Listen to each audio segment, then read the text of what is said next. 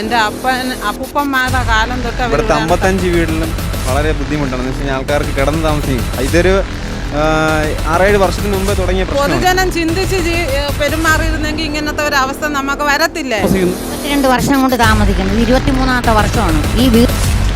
നിങ്ങളിവിടെ താമസമാക്കി എത്ര കാലമായി? ജനിച്ചപ്പോഴേ ഇവിടെയാണ് താമസം. എനിക്കിപ്പോൾ 45 വയസ്സായി. 45 വർഷം തൊട്ട് ഞാൻ ഇവിടെയാണ് താമസം. എൻ്റെ അപ്പൂപ്പന്മാരുടെ കാലം തൊട്ട് അവരിവിടെയാണ് താമസം. എൻ്റെ അമ്മയുടെ വീട് ഇവിടെ തന്നെയാണ്. ഞാനും ഇപ്പോൾ ഇവിടെ തന്നെയാണ് താമസിക്കുന്നത്. ഈ വീട് വെച്ചിട്ട് 22 വർഷമായി.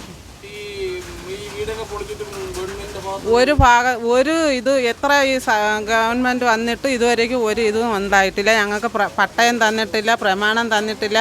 ജസ്റ്റ് ഈ വീട് വെക്കാൻ വേണ്ടിയിട്ടെങ്കിലും ഒരു സാങ്ഷൻ പോലും തന്നിട്ടില്ല. ഒരു പെർമിറ്റ് തന്നിരുന്നെങ്കിൽ ഉള്ളവരെങ്കിലും അത് ഇടിച്ച് അവർ വെക്കുമായിരുന്നു. പക്ഷെ അതിന് പോലും ഒരു അനുവാദം ഞങ്ങൾക്കില്ല.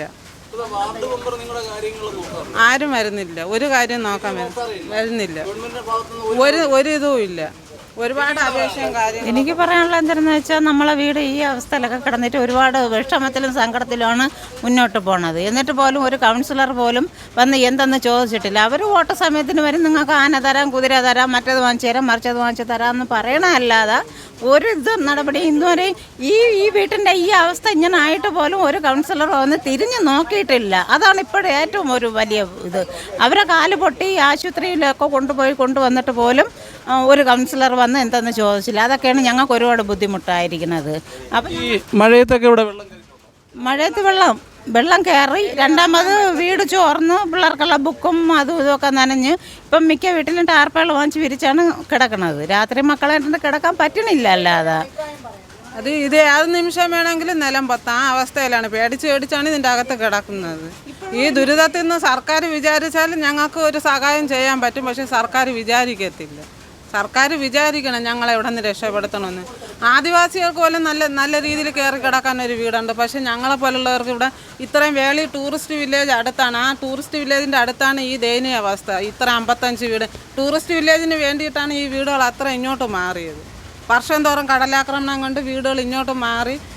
ബാലകൃഷ്ണ സാറ് IAS ഓഫീസറായിരുന്ന ഡയറക്ടറായിരുന്ന സമയത്ത് ഞങ്ങൾക്ക് വെച്ച് തന്ന വീടാണ്. 35,000 രൂപയുടെ വീടാണ് ഈ വെച്ചിരിക്കുന്നത്. ചെളിക്കെട്ടാണ്. ഏത് നിമിഷം വേണമെങ്കിലും ഇത് ഇത്രയും വർഷം ഇരുന്നതേ ഞങ്ങളുടെ പുണ്യം എന്നാണ് പറയും. ഇതിനെയും കാട്ടി ഞങ്ങൾ ഓല കെട്ടി കിടന്നിരുന്നെങ്കിലും ഒരു സമാധാനത്തോടെ കിടക്കായിരുന്നു. ഇപ്പോൾ രാത്രി പേടിച്ച് കിടക്കണം. ഏത് നിമിഷം വേണമെങ്കിലും വീട് ഇടിഞ്ഞ് വീഴാം. ഈ മഴ പെയ്ത് വേണമെങ്കിൽ ചെമ്മരി കൂടെ എർത്ത് കയറാം. എന്ത് വേണമെങ്കിലും സംഭവിക്കും. അപാകത ഉണ്ടെന്ന് പറയാൻ പറ്റില്ല. കാരണം 35,000 രൂപയ്ക്ക് അവർക്ക് അന്ന് ആ സ്കീം അത്രയല്ലേ ചെയ്യാൻ പറ്റുള്ളൂ. അത് അവർ മാക്സിമം അവരുടെ ഇത് ചെയ്തിട്ടുണ്ട്. പക്ഷേ വീടിന് 7 വർഷത്തെ ഗ്യാരണ്ടിയാണ് അവർ പറഞ്ഞിട്ടുള്ളത്. ഈ 22 വർഷം അത് ഇരുന്നില്ല. അതേ വലിയൊരു പുണ്യമാണ്. പക്ഷെ സർക്കാർ ഇതിന് വേണ്ടിയിട്ട് മുൻകൈ എടുത്ത് പിന്നീട് വരുന്നില്ല. ഞങ്ങൾ ഒരുപാട് അപേക്ഷയും കാര്യങ്ങളെല്ലാം കൊടുത്ത്, പട്ടയത്തിന് വേണ്ടിയിട്ടുള്ള അപേക്ഷ കൊടുത്ത്, വീട് മെയിൻ്റനൻസിന് വേണ്ടിയിട്ടുള്ളത് കൊടുത്ത്, ഞങ്ങളെ ഇവിടെ നിന്ന് എടുത്ത് മാറ്റാൻ വേണ്ടി പറഞ്ഞു. എന്നിട്ട് ഒരു സർക്കാരും ഇത് എന്തെന്ന് പോലും കേൾക്കാൻ വരുന്നില്ല. ഇത് 55 വീടാണ്. സർക്കാർ നൽകിയതാണ്. എല്ലാ വീടിലും ഇതാണ് അവസ്ഥ. താമസിക്കാൻ പറ്റത്തില്ല. പിന്നെ ഞങ്ങൾക്ക് പോകാൻ വേറൊരു സ്ഥലമില്ല. വാടക കൊടുത്ത് കിടക്കാൻ വേറൊരു വഴിയില്ലാത്തത് കൊണ്ട് ഞങ്ങളിവിടെ കിടക്കണം. എന്തായിരുന്നാലും ഇപ്പം 2 ആഴ്ച മുമ്പാണ് അത് അവരുടെ കാലൊടിഞ്ഞത്. ഇനി അടുത്ത ആരെങ്കിലും തലയെ കൂടിയായിരിക്കും വീണം. അപ്പോഴത്തേക്ക് ആരെങ്കിലും ഒരാൾ മരിക്കുമ്പോഴത്തേക്ക് സർക്കാർ എന്തെന്ന് ചോദിക്കാൻ വരും. ഒരു മരണം സംഭവിക്കണം, അല്ലാതെ അവർ വരൂല. ഇപ്പോൾ ഇലക്ഷനൊക്കെ വരാൻ പോവില്ല. അപ്പോൾ എന്താണ് ഇലക്ഷനൊക്കെ വരുമ്പോഴേക്കും ഒരു മനുഷ്യർ ഇവിടെ നിന്ന് വോട്ടിടാൻ പോവില്ലെന്നാണ് ഞങ്ങൾ തീരുമാനിച്ചിരിക്കുന്നത്. എല്ലാവരും തീരുമാനിച്ചിരിക്കുക തന്നെ. ആരും ഒരു വോട്ടിടാൻ ഇവിടെ നിന്ന് അങ്ങോട്ട് പോകത്തില്ല. ഒരു രാഷ്ട്രീയക്കാരും ഈ റോഡ് കഴിഞ്ഞ് ഇങ്ങോട്ട് വരെയും വേണ്ട. വരും ഇഷ്ടം പോലെ വരും. അവർ അത് ചെയ്യാം ഇത് ചെയ്യാം എല്ലാം പറയും. പക്ഷെ ഞങ്ങൾ അത് മതി. അവരെ സംസാരങ്ങൾ കേട്ടാൽ അയ്യോ മടിയിരിക്കണ പിള്ളേരിറങ്ങി താനേ അങ്ങ് തറയിരിക്കും. അത്ര അവസ്ഥയാണ് അവരുടെ സംസാരം. അത് നമുക്ക് കേൾക്കുമ്പോൾ നമ്മൾ മനസ്സങ്ങ് ചാഞ്ചാട്ടം വന്നു പോണതാണ്. അല്ല നമ്മളിപ്പോൾ പറയും നമ്മൾ വോട്ടിടൂല ചെയ്യൂല എന്ന് പറയും. പക്ഷെ അവരെ വന്ന് അവരുടെ സംസാരം കേൾക്കുമ്പോൾ നമുക്ക് ഒരുപാട് മനസ്സിനകത്ത് അയ്യോ പാവമല്ലേ. അതുകൊണ്ട് നമ്മൾ ഇവർ കയറുമ്പോഴെങ്കിലും നമുക്ക് എന്തെങ്കിലും ഒരു സഹായം ചെയ്യുമായിരിക്കും എന്ന് പ്രതീക്ഷിച്ചാണ് നമ്മൾ മുന്നോട്ട് നീങ്ങണത്. എവിടെ അയ്യോ പിന്നല്ലാതെ കഴുതകളായതുകൊണ്ടാണ് ഇവരെ പോലുള്ള സർക്കാരൊക്കെ വീണ്ടും വരുന്നത്. പൊതുജനം ചിന്തിച്ച് പെരുമാറിയിരുന്നെങ്കിൽ ഇങ്ങനത്തെ ഒരു അവസ്ഥ നമുക്ക് വരത്തില്ലായിരുന്നു. ഇനിയെങ്കിലും ചിന്തിക്കണം എന്നുള്ളതാണ് എൻ്റെ ഒരു അഭിപ്രായം. നമ്മൾ ഈ മാറി മാറി വരുന്ന സർക്കാരുകളും നമ്മൾ ഒരുപാട് അപേക്ഷകൾ കൊടുത്തിട്ടുണ്ട് ഈ വീടിന് വേണ്ടി. എനിക്ക് 31 വയസ്സായി. നമ്മളെ കൊച്ചും പ്രായത്തിലെ ഈ ഒരു അവസ്ഥയാണ്. പക്ഷേ വീടുകളെല്ലാം വളരെ നമ്മളും പാർട്ടിയിലൊക്കെ പ്രവർത്തിക്കുന്നത് തന്നെയാണ്. പക്ഷേ നമ്മുടെ പാർട്ടിക്കാരടുത്ത് പറഞ്ഞിട്ട് പോലും അവരാരും ഒരു ഇപ്പം ചെയ്തു തരാം, ഇന്ന് ചെയ്തു തരാം, എല്ലാം വാഗ്ദാനങ്ങൾ മാത്രമേ ഉള്ളൂ കംപ്ലീറ്റും.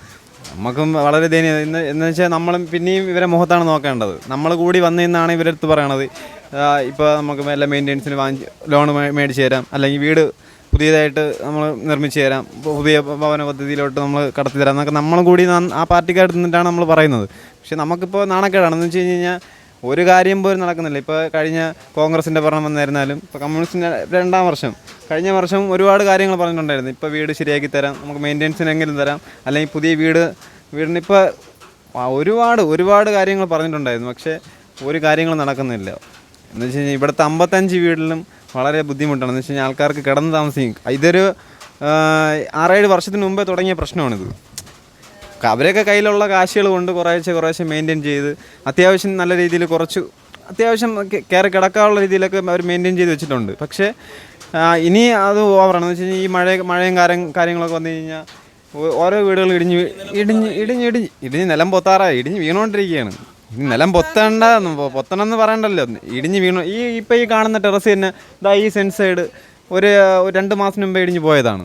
ഇത് ഇവിടെ ആരെങ്കിലും കുട്ടികളോ ആരെങ്കിലും നിന്നെങ്കിൽ ഇതിൻ്റെ അവരെ മേളിൽ വീണാലും കയ്യോ കാലോ ഒടിഞ്ഞാൽ ആർക്കാണ് നഷ്ടം? സർക്കാരിന് ആർക്കും നഷ്ടമില്ല. നമ്മളിപ്പോൾ എൻ്റെ വീടായിരുന്നാലും പൊട്ടി എൻ്റെ ദേഹത്ത് വീണ് കഴിഞ്ഞാൽ എൻ്റെ മോളെ ദേഹത്ത് വീണാലും എനിക്കാണ് നഷ്ടം, സർക്കാരിന് നഷ്ടമില്ലല്ലോ. അവർ വരും ഇപ്പം എല്ലാം ശരിയാക്കി തരാമെന്ന് പറഞ്ഞ് പോകുന്നതല്ലാതെ ഒരു കാര്യങ്ങളും നടന്നിട്ടില്ല ഇതിനകത്ത്. വളരെ ദുഃഖമായിട്ടുള്ള കാര്യമാണ്. സർക്കാർ ഇതിനകത്ത് ഒരുപാട് ന്യൂസുകാരുടെ അടുത്ത് പറഞ്ഞിട്ടുമുണ്ട്, ഒരുപാട് നിവേദനങ്ങൾ കൊടുത്തിട്ടുണ്ട്, ഒരുപാട് കാര്യങ്ങൾ ചെയ്തിട്ടുമുണ്ട്. ഈ വീടിൻ്റെ കേസും പറഞ്ഞിട്ട് ഇവിടെ ടൂറിസ്റ്റ് വില്ലേജിൻ്റെ വികസനം വരുന്നു എന്ന് പറഞ്ഞതുകൊണ്ടാണ് നമ്മുടെ ഇവിടെ ഈ വീട് നമുക്ക് പട്ടയം പോലും തരാത്തത്. അവിടെ ടൂറിസ്റ്റ് വില്ലേജ് ഉള്ളത് കൊണ്ട് ടൂറിസ്റ്റ് വില്ലേജിന് വേണ്ടി അക്വയർ ചെയ്തിട്ടിരിക്കുന്നതെന്നാണ് അവർ പറയണത്. എന്ന് വെച്ച് കഴിഞ്ഞാൽ ഈ ടൂറിസ്റ്റ് വില്ലേജ് വരുന്നതിന് മുമ്പ് ഞങ്ങൾ അവിടെയാണ് താമസിച്ചുകൊണ്ടിരുന്നത്. ഈ ടൂറിസ്റ്റ് വില്ലേജിൻ്റെ ആ ബീച്ചിൻ്റെ ഭാഗത്താണ് കടലാക്രമണം കാരണമാണ് നമ്മളെല്ലാം ഇങ്ങോട്ട് മാറ്റിയത്. ഇപ്പം നമ്മൾ വിചാരിക്കണമെന്ന് വെച്ച് കഴിഞ്ഞാൽ ഈ ഒരു അവസ്ഥയിൽ ഈ വീട്ടിൽ കിടക്കണേക്കാട്ടി പുറത്ത് എവിടെയെങ്കിലും ഒരു ഓല വെച്ചുള്ള വീട് കയറ്റി കിടക്കണതാണ് ഏറ്റവും വളരെ ഉത്തമമായിട്ടുള്ള കാര്യം. എന്ന് വെച്ച് കഴിഞ്ഞാൽ കുട്ടികളെ ഇപ്പം അന്ന് ഇവരെല്ലാവരും ഒരു കുടുംബം അല്ല 2 കുടുംബം ഒരു വീട്ടിനകത്ത്. ഇപ്പം അവരെ മക്കൾ വളർന്ന് അവർക്കാണെങ്കിൽ 2 മക്കളുണ്ട്, ഇവർക്ക് 3 മക്കൾ. മക്കൾ വളർന്ന് മക്കൾ കല്യാണം കഴിച്ച് എല്ലാവരും ഇതിനകത്താണ് താമസിക്കുന്നത്. അതാണ് ഏറ്റവും വലിയ ബുദ്ധം. ഇപ്പം പെൺമക്കളാണെങ്കിൽ കെട്ടിച്ച് മറ്റൊരു സ്ഥലത്ത് വിടാം. ആമ്പിള്ളേരുള്ള ഇപ്പോൾ 2-3 ആമ്പിള്ളേരാണെങ്കിൽ 3 ആമ്പിള്ളേരും കെട്ടിക്കൊണ്ടുവരണം ഈ വീട്ടിൻ്റെ അകത്താണ്, വേറെ വീടില്ല. ഇപ്പം 3 കുടുംബം, പിന്നെ അച്ഛൻ അമ്മ, പിന്നെ കുട്ടികൾ, എല്ലാവരും ഈ വീട്ടിന് ഈ ഒരു മുറിയും ഒരു കിച്ചൺ എന്ന് പറയാനില്ല. കിച്ചൺ എന്ന് പറയാൻ ഒരു പോർഷനാണ് തന്നിട്ടുള്ളത് കിച്ചണ്. പിന്നെ ഇതിൻ്റെ ഇടയിൽ വെച്ച് ഇടയ്ക്ക് 2 വർഷത്തിന് മുമ്പ് 2-3 വർഷത്തിന് മുമ്പ് 50,000 മെയിൻ്റെനൻസ് നിന്നിട്ടുണ്ടായിരുന്നു. 8 വർഷത്തിനകത്ത് 50,000 ഇതാണ് ഈ മാക്സിമമായിട്ട് സർക്കാർ തന്നിട്ടുള്ള പൈസ. 50,000 മെയിൻ്റെനൻസിന് തന്നിട്ടുണ്ടായിരുന്നു. ഇത് തന്നെ അല്ലാതെ ഒരു മെയിൻ്റെനൻസിന് പോലും ഇതിനകത്ത് ഒരു പൈസ പോലും ആർക്കും കിട്ടിയിട്ടില്ല. കാരണം നമുക്ക് വളരെയധികം ദുഃഖം എന്ന് വെച്ച് കഴിഞ്ഞാൽ കൊച്ചു കുട്ടികളാണ് എല്ലാ വീട്ടിലും. ഈ 55 വീട്ടിലും കുറഞ്ഞത് ഒരു 4-5 കൊച്ചു കുട്ടികൾ തന്നെ താമസിക്കുന്ന വീടുകളാണ് എല്ലാം. നമ്മളെ ഈ ഇതിനകത്ത് കിടക്കുന്നതുകൊണ്ട് നമുക്ക് എല്ലാ കാര്യങ്ങളും അറിയാം ഇതിൻ്റെ അകത്ത്. അപ്പോൾ നമുക്കും പറയണതിലൊരു പരിധിയുണ്ട്. പാർട്ടിക്കാരടുത്ത് ഇപ്പോൾ പോയി പറയാം സഖാവ് ഇങ്ങനെയാണ്, നമ്മുടെ കാര്യങ്ങൾ ഇങ്ങനെയാണ്, ശോചനീയാവസ്ഥയാണെന്ന് നമുക്ക് അവരുടെ അടുത്ത് പറയാനേ പറ്റുള്ളൂ, ആജ്ഞാപിക്കാൻ പറ്റില്ല. മാക്സിമം നമുക്ക് ഏറ്റവും കൂടുതലും പറയാൻ പറ്റുള്ളൂ. നിങ്ങൾ ഈ 55 വീടിന് ഇപ്പോൾ ഈ ഒരു വീടിനെ നമ്മളിവിടെ നോക്കണത്, ഈ ഒരു വീട് മാത്രമല്ല, ഈ 55 വീട്ടിൽ ഏതൊരു വീടിനകത്ത് കയറി നോക്കിയാലും പാത്രം വയ്ക്കാത്ത ഒരു വീടില്ല ഈ മഴയത്ത്. എല്ലാ വീട്ടിനകത്തും പാത്രം പറക്കി വെച്ചിട്ടുള്ള ഒരു വീട് മാത്രമേ ഉള്ളൂ. കരഞ്ഞിട്ടാണ് സ്കൂളിൽ പോയേക്കണത്. എൻ്റെ കണ്ണെത്തിയില്ല. ബുക്ക് കൊണ്ടുവച്ചിരുന്നത് ഞാൻ ശ്രദ്ധിച്ചില്ല. ചോർന്ന് ബുക്ക് നനഞ്ഞു. ഇന്ന് സ്കൂളിൽ പോയപ്പോൾ അത് കരഞ്ഞുകൊണ്ട് പോയി. അതായത് എൻ്റെ ശ്രദ്ധയിൽപ്പെട്ടില്ല. ചോറിനടുത്ത് മാറ്റി വയ്ക്കാൻ പറ്റില്ല. അതൊന്ന് കരഞ്ഞിട്ട് സ്കൂളിൽ പോയി. അപ്പം നമുക്കും വീട്ടിലിരിക്കണം, നമുക്കും അതൊരു വിഷമമാണ്. അത്ര അവസ്ഥ നമുക്ക് വേറെ ഒന്നും വിഷമമില്ല. ഈ വീട്ടിനെ കൊണ്ടുള്ളൊരു വേദന നമ്മളെ മനസ്സിൽ ഉള്ളു. അത് എപ്പോൾ എന്ത് സംഭവിക്കും എന്ന് നമുക്കറിയില്ല. എങ്ങനെ വേണമെങ്കിലും സർക്കാരിന് എന്താണ് തീരുമാനം? ഇത് പുതുക്കി പണി എന്ന് പറഞ്ഞാൽ ഇത് ബേസ്മെന്റ് എന്ന് പറഞ്ഞാൽ 3 ഇഞ്ച് താഴമേ ഉള്ളൂ. ഇവിടെ വെള്ളക്കെട്ടുള്ള സ്ഥലമാണ്. നല്ല രീതിയിലല്ല ബേസ്മെൻറ്റ് ഇട്ടിരിക്കുന്നത്. അത് കാരണം വീട് കൊണ്ട് ഇരുന്ന് പിളന്നിരിക്കുകയാണ്. അപ്പോൾ ഇതിന് മെയിൻ്റനൻസ് ചെയ്യുക എന്ന് പറയുന്നത് നടക്കില്ല. ഒന്നേന്ന് അടിസ്ഥാനം വെട്ടി തന്നെ ഈ വീട് ഒന്നേന്ന് ചെയ്യേണ്ടി വരും. അപ്പോൾ എന്താണ് സർക്കാരിന് ഞങ്ങൾക്ക് വേണ്ടി ചെയ്തു തരാൻ പറ്റും? സർക്കാർ ആവശ്യമില്ലാതെ എത്രയോ കോടികൾ ചിലവാക്കുന്നുണ്ട്. അതിൽ ഏതാനും എനിക്ക് തോന്നുന്നു 1 കോടിയോ 2 കോടിയോ രൂപ മതിയാവുമെന്ന് തോന്നുന്നു ഞങ്ങൾക്ക് ഇവിടെ ഇത്രയും ചെയ്തു തരാൻ വേണ്ടിയിട്ട്. അത്രയും ഞങ്ങൾ ഒരുപാടൊന്നും ചോദിക്കുന്നില്ലല്ലേ. ഞങ്ങൾക്ക് ഞങ്ങളുടെ അവകാശം തന്നെയല്ലേ. ഞങ്ങൾക്ക് ആരും പിച്ച തരുന്നതൊന്നുമല്ല. ഞങ്ങൾക്കിത് അവകാശമാണ്. ഒരു മനുഷ്യൻ ഭൂമിയിൽ ജനിച്ച് വീണ് അവർക്ക് വീടോ സൗകര്യമോ ഇല്ലെങ്കിൽ അത് ചെയ്തു കൊടുക്കേണ്ട സർക്കാരിൻ്റെ ഉത്തരവാദിത്തമാണ്. അത് സർക്കാർ ചെയ്യുക തന്നെ വേണം. അല്ലാതെ പാവങ്ങളെ ഇങ്ങനെ ദ്രോഹിക്കരുത്. ആദിവാസികൾക്ക് പോലും കിടക്കാൻ നല്ല രീതിയിൽ വീടുണ്ടെന്നാണ് എനിക്ക് തോന്നുന്നത്. പക്ഷെ അതിനെക്കാട്ടും കേവലം കെട്ടാണ് ഞങ്ങളിവിടെ ജീവിക്കുന്നത്. അല്ലെങ്കിൽ ഇവിടെ ഉള്ള എല്ലാവരുടെ ആധാറോ ബാങ്ക് പാസ്ബുക്കോ എന്ത് വേണമെങ്കിലും അവർക്ക് കൊണ്ടുപോയി പരിശോധിക്കാം. ഇവർക്ക് എവിടെയെങ്കിലും വേറെ എവിടെയെങ്കിലും ആസ്തി ഉണ്ടോ, വരുമാനം ഉണ്ടോ, ഉണ്ടായിട്ടാണ് ഇവരിവിടെ മനഃപൂർവ്വം കിടക്കുന്നതാണ് നോക്കാമല്ലേ, ധൈര്യമായിട്ടും നോക്കാം. എന്നിട്ട് അവർക്ക് ചെയ്യാമല്ലേ. ഇവിടെ ആർക്കെങ്കിലും മാറി ഇവിടെ നിന്ന് പോകാൻ വല്ല ആസ്തി ഉണ്ടെന്നെങ്കിൽ എപ്പോഴേ ഞങ്ങൾ പോയെങ്കിൽ അതിനും പറ്റാത്ത അവസ്ഥയിൽ ഞങ്ങളിവിടെ ഇങ്ങനെ കുരുങ്ങി കിടക്കുകയും. ഈ കടൽക്ഷോഭം വന്നപ്പോൾ കടലിലൊക്കെ പോകാനുള്ള ബുദ്ധിമുട്ടുണ്ട്. കർക്കിടക സമയത്ത് ഞങ്ങൾ ശരിക്കും പറഞ്ഞ ആഹാരം പോലും കഴിക്കാൻ പറ്റാത്ത റേഷൻ അരിയൊക്കെ വേവിച്ച് ചമ്മന്തി അരച്ച ഉപ്പുമുളക് ഞവടി അങ്ങനെയൊക്കെ തന്നെയാണ് പോകുന്നത്. ഈ 2 മാസം വളരെ ബുദ്ധിമുട്ട് തന്നെയാണ്. താങ്കൾ ഈ പാർട്ടികളൊക്കെ പ്രവർത്തിക്കുന്നുണ്ട്. താങ്കളുടെ പാർട്ടിക്കാർ താങ്കളുടെ അവസ്ഥയൊന്നും കാണുന്നില്ലേ? അവസ്ഥ കാണില്ലെന്ന് ചോദിച്ചു കഴിഞ്ഞാൽ ഈ ഇലക്ഷൻ വരുമ്പോൾ മാത്രം എല്ലാവരും വരും. പിന്നെ പാർട്ടി കമ്മിറ്റികളിലും മറ്റുള്ള കമ്മിറ്റികളിലും നമ്മൾ മാക്സിമം നമുക്കൊണ്ട് പറയാൻ പറ്റുന്നത് നമ്മൾ പറയുന്നുണ്ട്. പിന്നെ അവർക്ക് ചെയ്യാൻ പറ്റാത്ത കാര്യങ്ങളാണെന്ന് തോന്നുന്നു, എനിക്ക് തോന്നുന്നത്. നമ്മൾ അതിൽ കൂടുതൽ എനിക്കൊന്നും പറയില്ല. ഞാൻ പാർട്ടിയിൽ പ്രവർത്തിക്കുന്നുണ്ട്. പക്ഷേ എന്നാലും നമുക്ക് പറയുന്നതിനൊരു നമ്മുടെ ഈ ഒരു പാർട്ടി മെമ്പറായിരുന്നെന്ന് പറയുന്നതിലൊരു പരിധിയുണ്ട്. അതിന് മേളിലോട്ട് ഒരുപാട് നേതാക്കന്മാരുണ്ട്. അവരാണ് ചെയ്യേണ്ടത്. നമ്മൾ ഈ പറയുക എന്നുള്ളൊരു ഇതേ മാത്രമേ നമുക്കുള്ളൂ. ആജ്ഞാപിക്കാൻ പറ്റൂല. നമുക്ക് പറയാം. ചെയ്യാൻ പറ്റാത്തതായിട്ട് ഒരു കാര്യവും ഇല്ല.